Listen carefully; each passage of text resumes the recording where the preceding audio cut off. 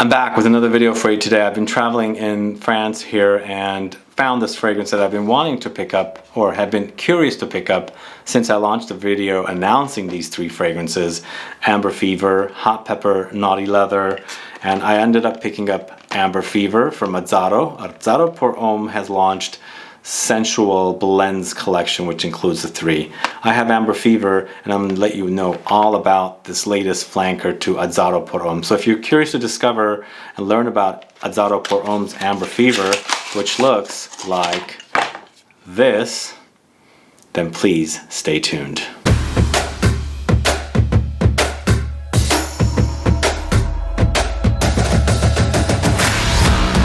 Thanks so much for tuning in. This is Sebastian with Smelling Great Fragrance Reviews. If this is your first time landing on my channel and you love watching fragrance reviews, finding out about new fragrances like Amber Fever, discovering new brands, participating in giveaways, and still have not subscribed to my channel, please click the subscribe button below and also click the bell so you'll be notified for future videos and giveaways. So yeah, several months ago I did a video announcing these three fragrances from Azzaro, flankers to Azzaro pour Homme, which this smells nothing like Azzaro pour Homme, by the way. And I was very curious to try them. Amber Fever, Hot Pepper, and Naughty Leather. Three different fragrances from the Sensual Blends collection of Azzaro pour Homme collection of fragrances. So finally found this fragrance in one chain of store in two different locations in two different cities. So the first time I sampled it, I liked what I smelled and I wanted to do a little more smelling, but I didn't get a chance to go back. Finally, in the second city, I smelled it again. I wore it a little bit, sampled it, and then I came back and I bought the bottle. So this was launched in 2018. It's called Amber Fever from Azzaro. Azzaro pour Homme is the original fragrance. So it's retailing for 76 euros as a 100 ml bottle like this. The concentration is eau de toilette, not eau de parfum. The perfumer is Domitil Berthier, not Barbier, Berthier.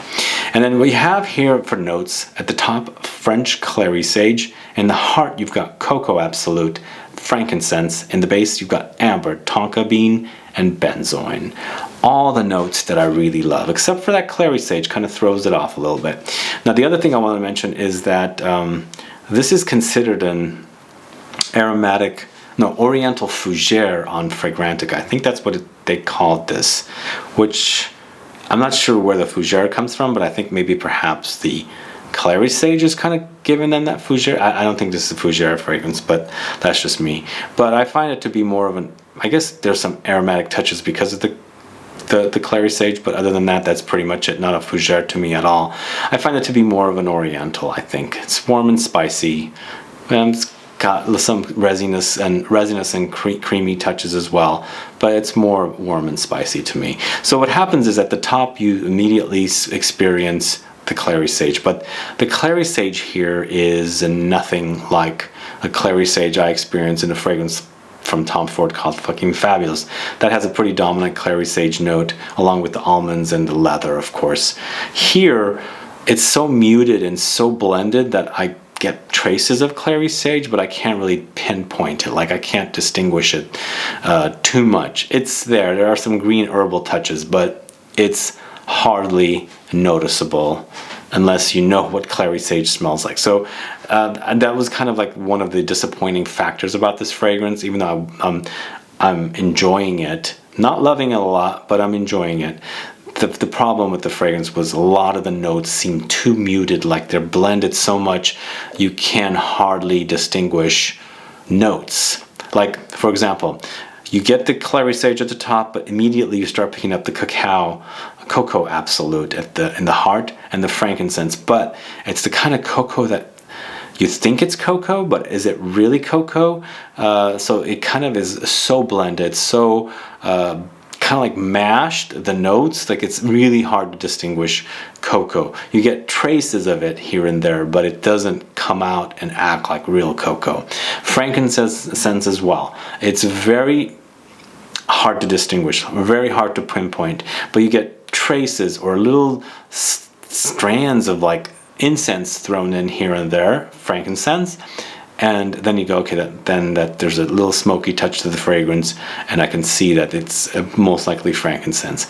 So those two parts of this fragrance are a little complicated to me, at least, because the blends are so blended, it's just really hard.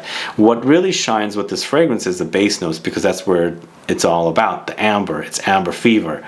Then you also have that tonka bean and the benzoin. For me, the tonka bean is also very similar to the top notes. It's really, really hard to distinguish. So the tonka bean in here comes off a bit cheap smelling to me. There's a little nutty, toasty, bready kind of smell, bit creamy from the tonka bean, but it doesn't smell like really delicious tonka bean, if that makes sense. But the amber in here, along with the benzoin, are the main star players in the base, and I think basically what the fragrance is all about.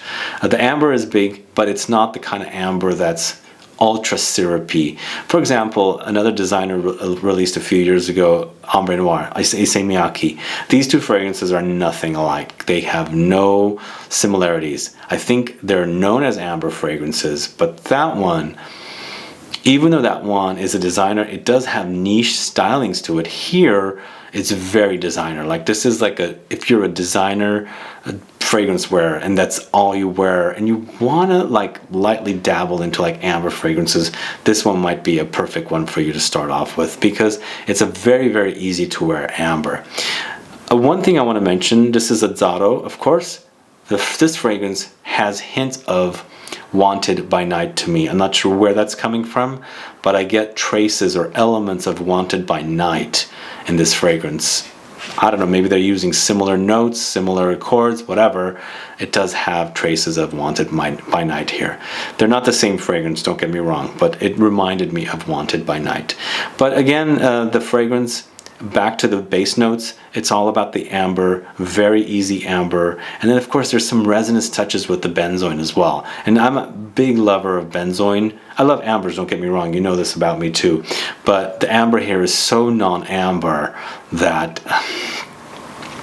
it's disappointing about that. But if you want a very, very easygoing, easy wearing amber, one you can wear day in and day out, even in the summertime, because this doesn't come off really heavy, this is the kind of amber you would go with. That's a given. I mean, I think it's great about that, but to me, the more I wore it, the less I wanted to wear it, if that makes sense, because I test so many fragrances. This one kind of like is lacking a little bit, doesn't have the bite that I wanted. I also wanted to mention that the fragrance Azzaro Pour Homme Intense and EDP concentration that I've spoken about a lot on this channel, the boozy one, I absolutely love that one. This one actually didn't come off as good as that one, if that makes sense. This is a little underwhelming for me, whereas that one, the Azzaro Pour Homme Intense and EDP, is so good, so good, that this one kind of like falls behind, if that makes sense. It's the disappointing part about it, but because I sample so many fragrances, so I can't like love every single thing. But this one, if you're into the easygoing fragrances and you want to experience amber and fragrances and things like that, check it out. I think you're gonna like it. The other thing I want to do is give credit to Azzaro, because I think they're doing something very unique here. They're going into the niche world and grabbing styles of niche fragrances and bringing them and releasing them in their designer collection fragrances. This is 76 euros, so I'm assuming if it is going to get a launch in the States, it'll be around $90, I'm assuming, somewhere around there. That's a great price for someone that wants to experience amber or other oriental or niche stylings of fragrances if they're in the designer world, if that makes sense. Now, I want to also explain about the hot pepper and naughty leather. I looked for this fragrance in the same store that I found this. They didn't have them, so I don't know if those are actually coming out or not, or maybe they're going to come out next year. I'm not really sure, but I'm really excited to try them out. The only thing is naughty leather kind of sounds a bit weird for me, but we'll have to see. It doesn't make sense because Sensual Blends, the collection name, which this is part of along with Hot Pepper and Naughty Leather, this one, Amber Fever, I can see it fitting under Sensual Blends, whereas Naughty Leather, I find it to be a little not necessarily like classy when it's speaking about Sensual Blends, if that makes sense.